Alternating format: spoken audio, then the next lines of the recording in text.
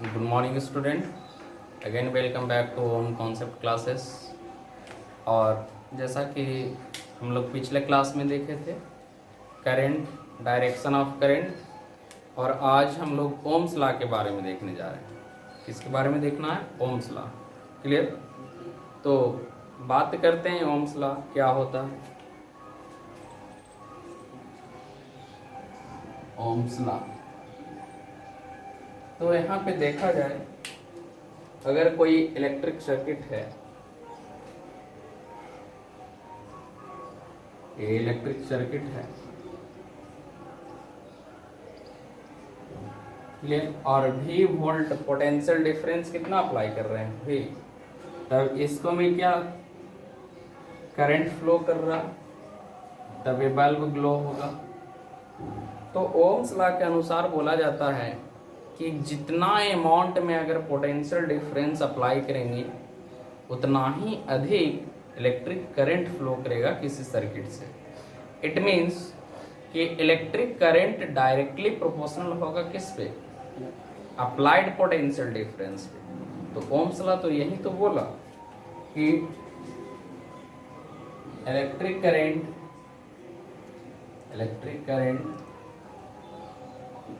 Flow in any circuit is directly proportional to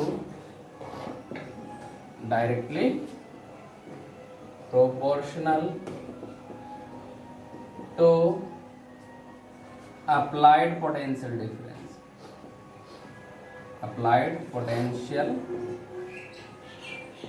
difference।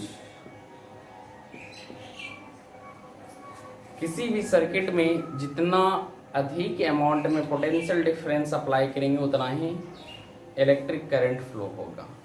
It means यहाँ से निकल करके आया I is directly proportional to V। Current क्या होगा? Directly proportional to applied potential difference. इसको एक और तरीके से लिखा जा सकता है। It can also be written as V directly proportional to I। जब प्रोपोर्शनलिटी हटाते हैं तो R कांस्टेंट आता है। जब प्रोपोर्शनलिटी हटाते हैं तो क्या आता है? R कांस्टेंट आता है। Where R is constant. R क्या है? कांस्टेंट है। R कांस्टेंट टर्म है और इसी R को हम लोग रेजिस्टेंस बोलते हैं। क्या बोला जाता है? रेजिस्टेंस बोला जाता है। इस R को हम लोग रेजिस्टेंस बोलते हैं और इस इक्वेशन को हम लोग V equal to I R भी लिखा करते हैं। V equal to I R generally इस तरीके से सारे बच्चे याद करते हैं। V equal to R I नहीं बोल करके V equal to I R बोला करता है क्योंकि ये आसान होता है। तो ओम्स लॉ क्या बोला कि किसी भी इलेक्ट्रिक सर्किट में जितना amount of potential difference apply करेंगे उतना ही अमाउंट में क्या इलेक्ट्रिक करंट फ्लो करेगा। और यहाँ से आया I equal to I directly proportional to V, और इसको क्या लिखें? V directly proportional to I। और जब प्रोपोर्शनलिटी का साइन हटा तो एक R कांस्टेंट आया, therefore V equal to R I. जहाँ पे R क्या है? रेजिस्टेंस है और एक कांस्टेंट रहता है। इस पे एक फिक्स प्रेशर और टेम्परेचर पे। टेम्परेचर और प्रेशर क्या होना चाहिए? फिक्स होना चाहिए। तो यहाँ पे लिखेंगे एट नोट पॉइंट में टेम्परेचर एंड प्रेशर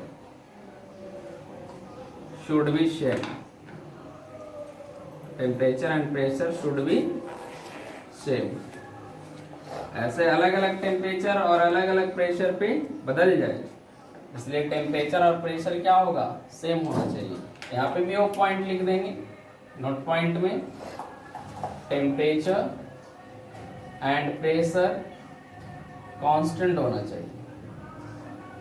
टेम्परेचर और प्रेशर क्या होना चाहिए? ओम्स लॉ के लिए जिस टेम्परेचर और प्रेशर पे ले रहे हैं वही कांस्टेंट होना चाहिए। क्लियर?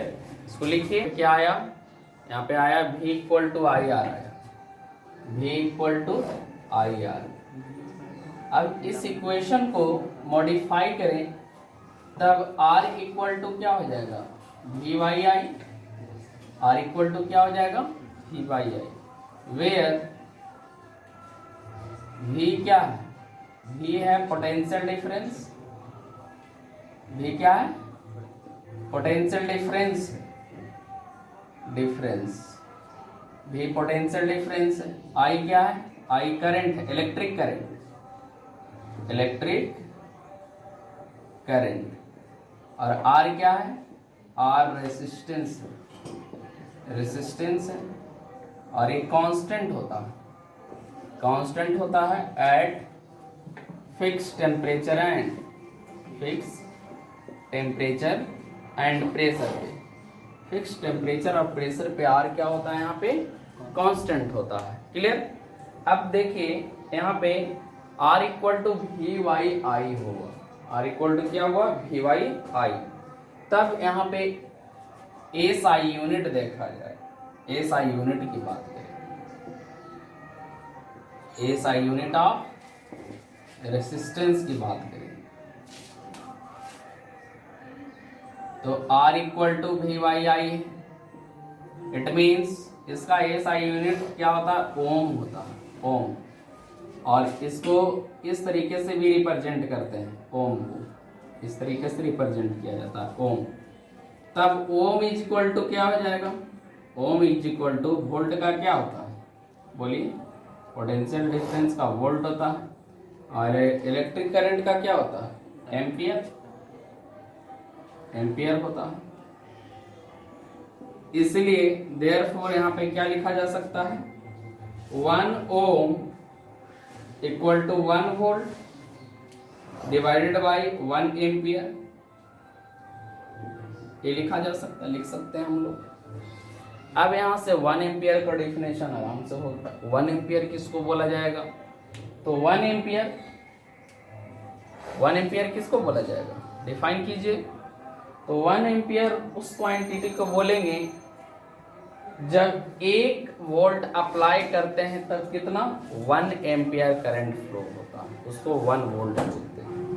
तो 1 वोल्ट का डेफिनेशन देखिए, 1 ओम का डेफिनेशन देखा जाए, when 1 volt of potential difference, 1 volt of potential difference is applied in an electric circuit,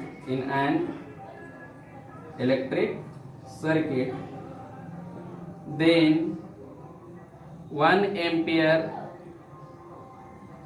of current flow, this is said to be 1 ampere of current flow, which is called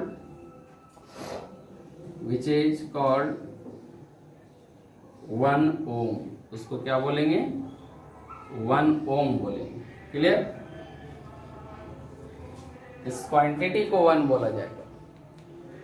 अब यहाँ पे resistance proportional किसका है, inversely proportional किसका है, ये बात करते हैं। पहले इसको लिखा। तो स्टूडेंट यहाँ पे क्या मिला हम लोग को, यहाँ पे मिला V equal to I R, और इससे हम लोग क्या निकाले, इससे हम लोग को निकला R equal to V by I, R equal to V by I. It means कि रेजिस्टेंस डायरेक्टली प्रोपोर्शनल किस पे हो रहा है, पोटेंशियल डिफरेंस पे, अप्लाइड पोटेंशियल डिफरेंस। तब यहाँ पे देखिए 2 टर्म निकल के आया, यहाँ इसको ऐसे लिखा जाए, R equal to V by I. तब यहाँ पे 2 टर्म निकल के आया, R डायरेक्टली प्रोपोर्शनल है किस पे, V पे, और R इनवर्सली प्रोपोर्शनल किस पे है, R इनवर्सली प्रोपोर्शनल है I, करंट का इनवर्सली प्रोपोर्शनल है, और पोटेंशियल डिफरेंस का डायरेक्टली प्रोपोर्शनल है। तो इट मीन्स कि जितना टाइम्स से हम लोग वोल्टेज बढ़ाएंगे, पोटेंशियल डिफरेंस बढ़ाएंगे, उतना ही ज़्यादा क्या होगा, रेजिस्टेंस होगा। और जितना टाइम्स से करंट बढ़ाएंगे उतना टाइम्स से रेजिस्टेंस घटेगा, क्योंकि इनवर्सली प्रोपोर्शनल है। तो अब यहाँ पे देखा जाए कि resistance is directly proportional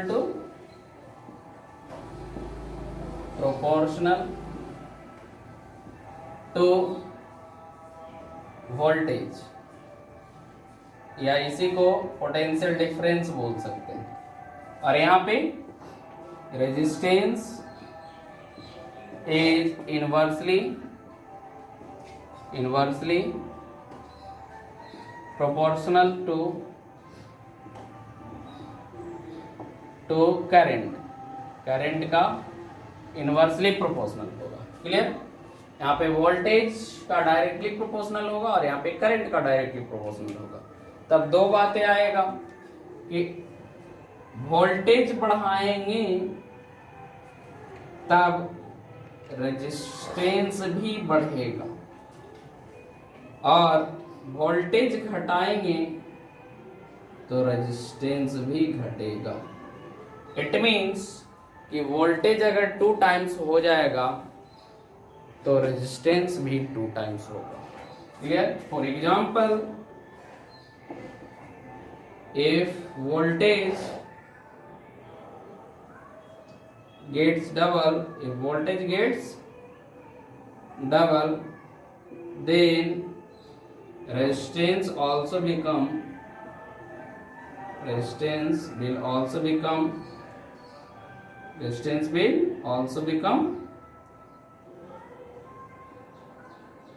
double. Resistance भी डबल हो जाएगा। अगर वोल्टेज डबल होगा तो रेजिस्टेंस भी डबल होगा, वोल्टेज हाफ होगा तो रेजिस्टेंस हाफ हो जाएगा। लेकिन इस केस में क्या हो रहा है कि करंट बढ़ा रहे हैं तब रेजिस्टेंस घट रहा है, और करंट घटा रहे हैं तब रेजिस्टेंस बढ़ रहा है। फॉर एग्जाम्पल, यहाँ पे एग्जाम्पल लेते हैं। अगर यहाँ पे एग्जाम्पल लिया जाए तो करंट जितना टाइम से बढ़ाएंगे रेजिस्टेंस उतना टाइम से क्या हो जाएगा? डिक्रीज करेगा। If current gets double, then resistance become half. रेजिस्टेंस क्या होगा? हाफ होगा। क्लियर? तब यहाँ पे प्रोपोर्शनलिटी पे ध्यान दिए तो रेजिस्टेंस क्या है? डायरेक्टली प्रोपोर्शनल टू वोल्टेज है और इनवर्सली प्रोपोर्शनल टू करंट। और थोड़ा सा बैकग्राउंड में नॉइज आ रहा होगा क्योंकि आज 74th इंडिपेंडेंट डे है, इसलिए अगल बगल क्या म्यूजिक चल रहा है। Sorry for that. तो स्टूडेंट अब देखते हैं वेरिफिकेशन ऑफ ओम्स लॉ का वेरिफिकेशन, और इसको ग्राफिकल मेथड से देखा जाए।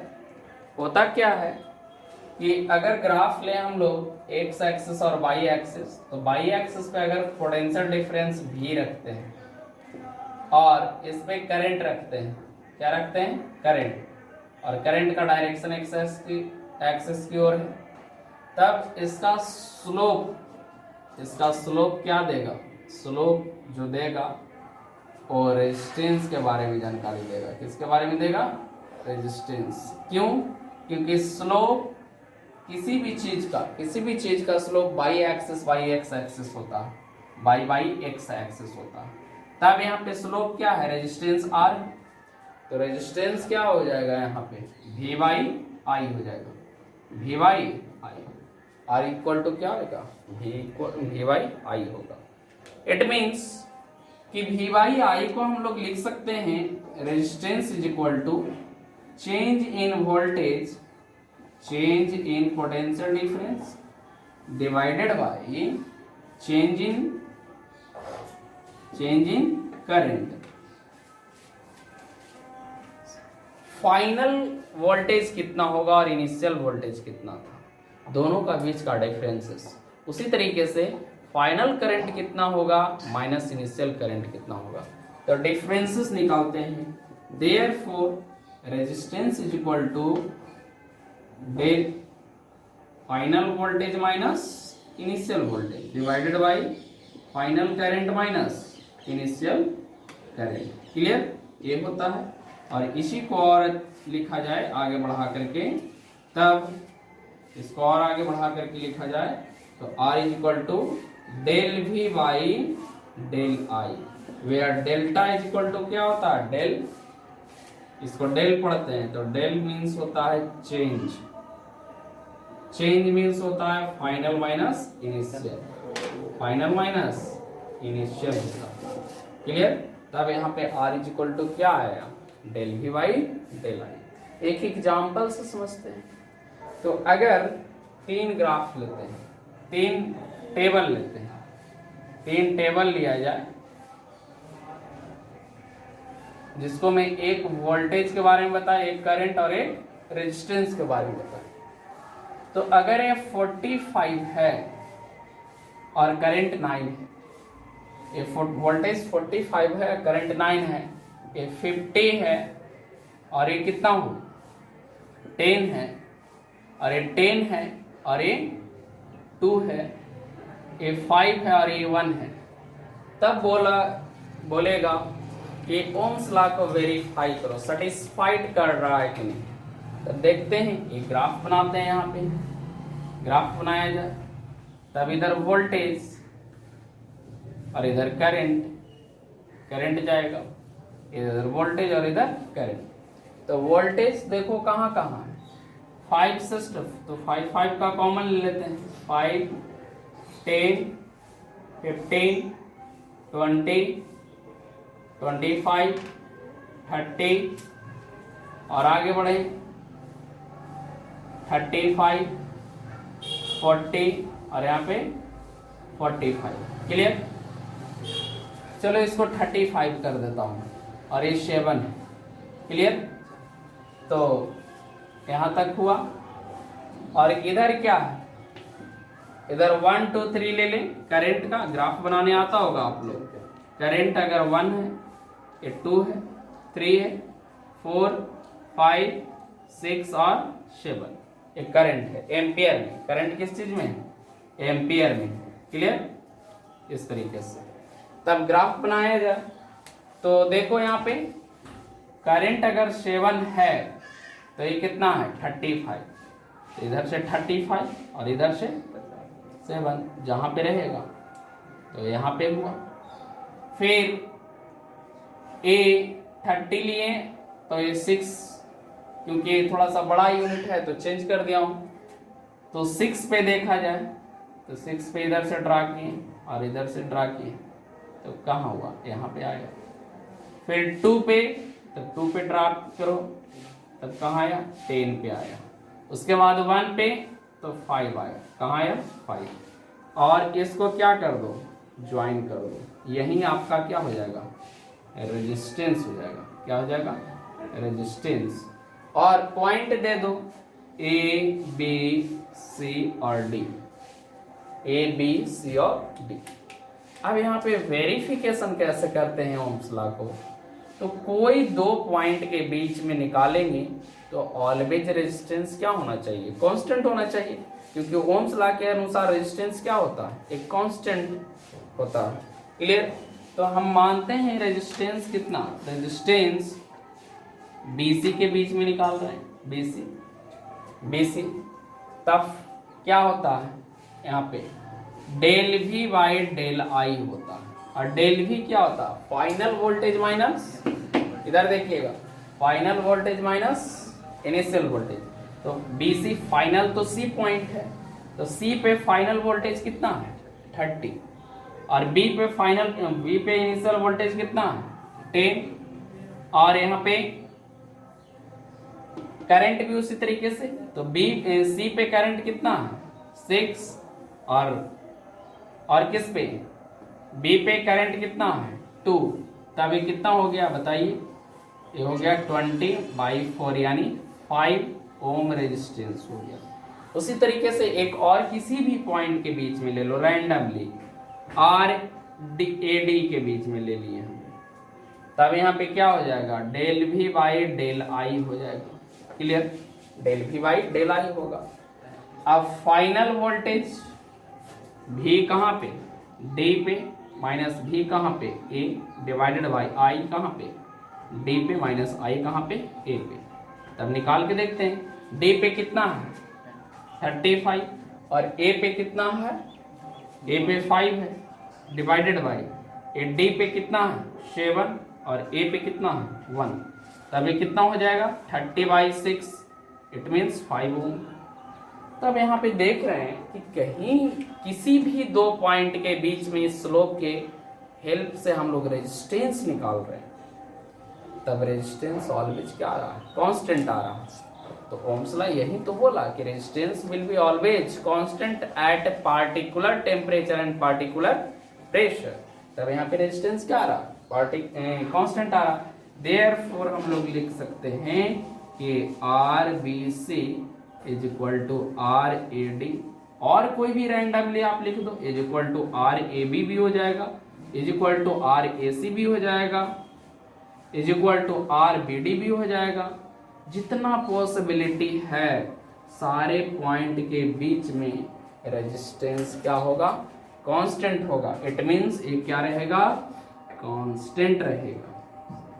अब कांस्टेंट जब रेजिस्टेंस होगा, देयरफॉर रेजिस्टेंस क्या हो जाएगा, कांस्टेंट।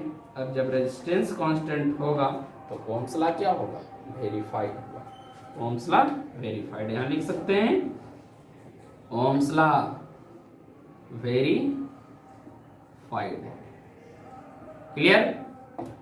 तो इस तरीके से ओम्स लॉ पूरा पूरी कंप्लीट हुआ। अगले क्लास में हम लोग रेजिस्टेंस को पूरा एक्सप्लेन करेंगे। इसको लिखा जाए।